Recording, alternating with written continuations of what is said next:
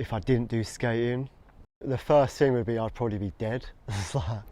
That's probably what would happen. I wouldn't be alive. I don't know where I would have gone. I was like, in 2019, I had this realisation after getting therapy and being on this long spiritual journey for a long time. I was even having like dreams about being on Palace. And then I was like, all right, I want to do it, man, because I've tried everything else. Nothing works. I'm not happy. Skating makes you happy. So I just committed to it, and that was in 2019. I've just been skating ever since and just trying to keep the dream alive, man. Can I talk about drugs and stuff? Please. Yeah. we were coked up and you were like, oh yeah, man. Like, my mate Milo's filming a documentary, you should definitely do it. I was like, yeah, bro, it'd be sick. Like, I could have gone anywhere, man. Like, obviously I dabbled in like doing drugs, dealt a little bit of drugs, got arrested a few times. So my phone was ringing, right? So I'd spend my weekends running around on a bike instead of here skateboarding with my friends. And people started giving me death threats and shit because they're just dickheads. So yeah, I think this acted as a good outlet to drag you out of that lifestyle. 100%, man. Because this is where I came back to. I skated before that period in my life, but I kind of left it behind, done that, and then came back to skateboarding. So I was probably on the wrong path, really, before skateboarding, definitely. One of the main reasons I stayed in this country was skateboarding and the people I met through skateboarding. Skateboarding immigrant. That's like the post. Yeah. You know what, sometimes I really think about it, because sometimes I think before I skated, what was I actually doing? Like, I'm trying to think my life day to day, and I'm like, what was I actually doing? I don't know. It was through skateboarding and through seeing what skateboarding does for people that kind of that kind of like motivated me to take a different path with mental health. And I studied psychology, and I've been volunteering at a mental health hospital for the past few years because I've seen how skateboarding can really shape people's lives. Yeah, I've been there. I've been in like them places, man, where it's just so dark and you just want to end your life, man. But I've got through it, and I feel like what doesn't kill you makes you stronger. That's what they say. So gone through loads of phases, man, in life, like a never-ending journey of change and transformation. I've been skating since 2000, I think it is. I think 24 years. My first sponsor was like Unabomber, which is a local English brand. Then it was Heroin Skateboards, and I did a video for them. That's when I started getting into drinking and like punk. Yeah, I guess drinking and drugs and all that stuff, it affected me in a negative way. I used to get really pissed off with skating and just drink and go gnarly and jump massive stairs and just be like, yeah. Yeah, it was just a kind of toxic lifestyle that just had no positive end, man. It would have gone into a bad place. So, and then in 2012, I went through this spiritual phase, this like awakening and looking into consciousness and energy and things like that, and like working on myself and like meditating. I've been doing that for 12 years now, and that just keeps me like sane, keeps me more balanced, more peaceful. And for me, that's one of my paths that I follow along with skating, and I guess kind of bring that in with skating. And my skating style's changed since. I feel more relaxed. I don't get as stressed and aggressive with it. How does it feel to be cutting your own path in a place that's slightly separate to the capital? Yeah, well, I think it's good. There's that cathedral video, because that's the first really like homey video, like 20 dudes in it. Like, that's the first thing we've kind of done. So it was really good, kind of like tie the knot on like what we've been doing here, and that got shared in like magazines, and they gave us a bit of rep, you know. So that felt good.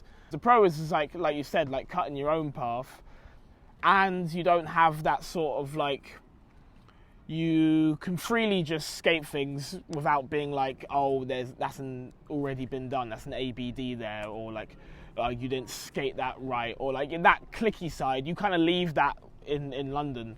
But then the cons is obviously that reputation, how if I went to get a good trick in London at a spot that people know, that's going to hit way heavier than doing it on the same stair set, like in Guildford or something, like same height or some shit like that.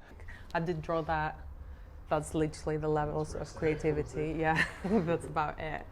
So we started really small because Lambeth had a competition for local businesses, local new businesses to have the opportunity to have subsidized rent for these quite small spaces. And I thought it would be a great idea to have a skate shop because there were no skate shops really around. And now, after many years, I understand why, because it's actually really, really hard to sustain a skate shop financially. People came open skate shops with a business mind, and then they realized that this is not, it's a passion kind of project, and you have to work really hard and be fine with not, you're never going to be rich from this job, pretty much.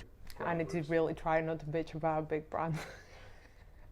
So for example, Palace, which is a massive, massive company right now, this is a great example of people that the company still skate around. They do so many things behind the scenes to support the skate scene that they don't actually scream about it. They really support their team, and they do actually have like a diverse team, and it's banging. There is other companies that there might be at the same level of hype that they are very corporate behind closed doors, and then don't do any of those, even though they have so much more money because they belong to massive, massive, massive corporations. I'm not going to name them, but there are companies like that. No, don't say that. I guess through your age now, skating is very media based, so it's all from Instagram. For us, when I was younger, it wasn't that. It was like it was magical, man. It was like this underground thing, whereas now it's all there. Like with this world, everything's there. It's like, whoosh, it's quite stimulating, man. So yeah, it was very magical when we was younger for that reason, that there wasn't that much media around it. And when you find a video, it was like, wow, like, it was like sacred, man. You had this video, you just keep watching. But now, man, it's like, I still enjoy skating, man. Skating's amazing. Like, it's an amazing sport, and I guess more people skate now. It's changed, a lot more girls skate now, which is a positive thing. Like, it's going into the Olympics, it's getting more known.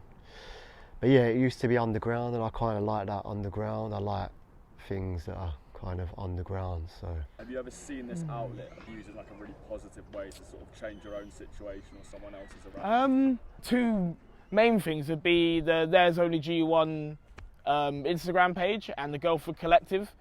They're good products of the skate park because they've basically given people a platform to kind of share their skateboarding, and we put on like little pizza party events every now and then. It's just a good influence. There was a period, I can't remember, like maybe 3 years ago, where females didn't really feel welcome. Not because people pushed them away, just because I think, you know, a mixture of people seriously skateboarding and awkward men sort of like not really speaking to them and saying hi, like, how are you doing, you know, welcome them in. So they thought they were being pushed out, basically. And now that's history. Now I don't think there is an issue anymore with girls skating, which is great. Like, you see so many young girls like absolutely killing it. It's crazy how much the level of girls skateboarding has actually improved much more compared to boys skateboarding the past few years, I think. The one really lucky thing is, like, I met many amazing women that were skating and skateboarding. So that's like Helena Long, Stephanie Nerding. Those were kind of people that I came across quite early on, and I really admired because they're amazing skaters. And then younger girls like Savannah Stacey Kinnan is an amazing skater. They're all like massive inspirations to me. And even recently, Cici Asembo, again, great inspiration. And those are like Savannah and Cici are girls that are 10 years younger than me. As I think it's important that I'm a woman and I'm here, and it's important for kids to consider that a safe space, and for people that they're not your typical skater to come here and have like not someone that's going to cool guy them, and it's going to be very welcoming. I actually do think it's important.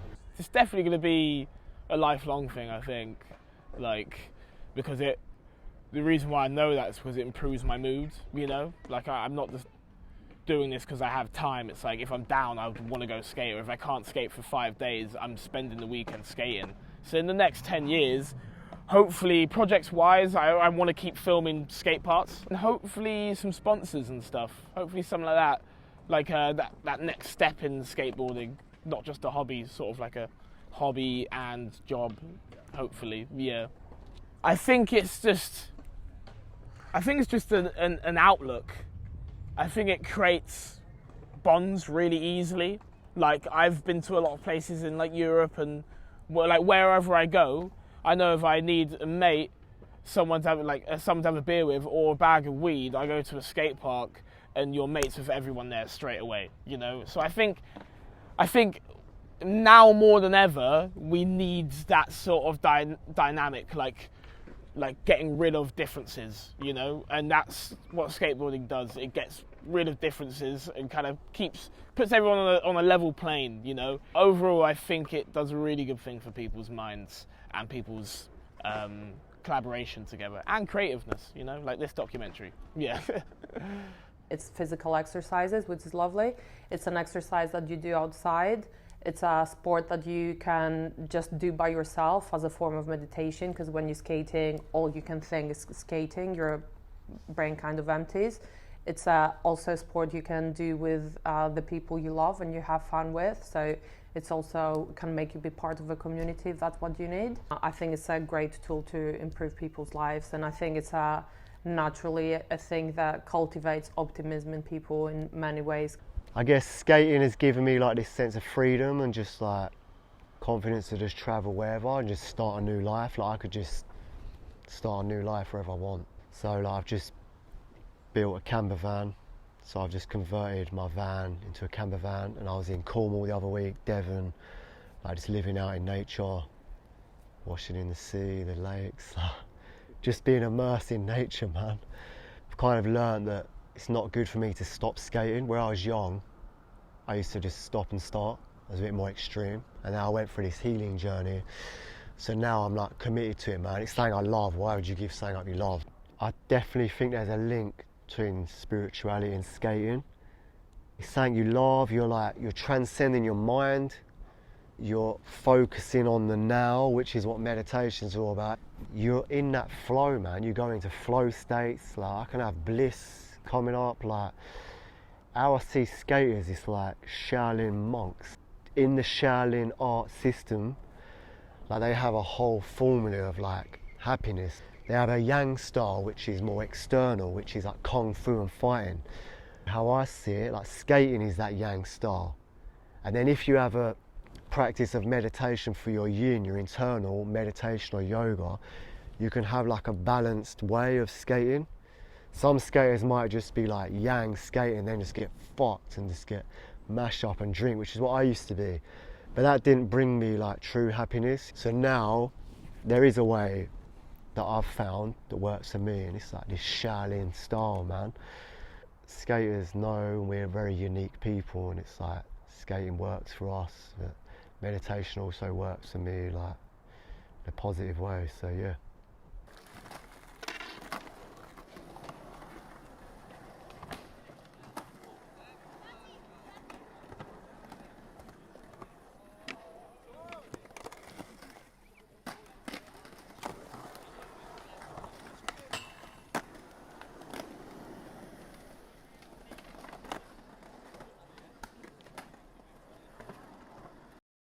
Shaolin. Coming soon.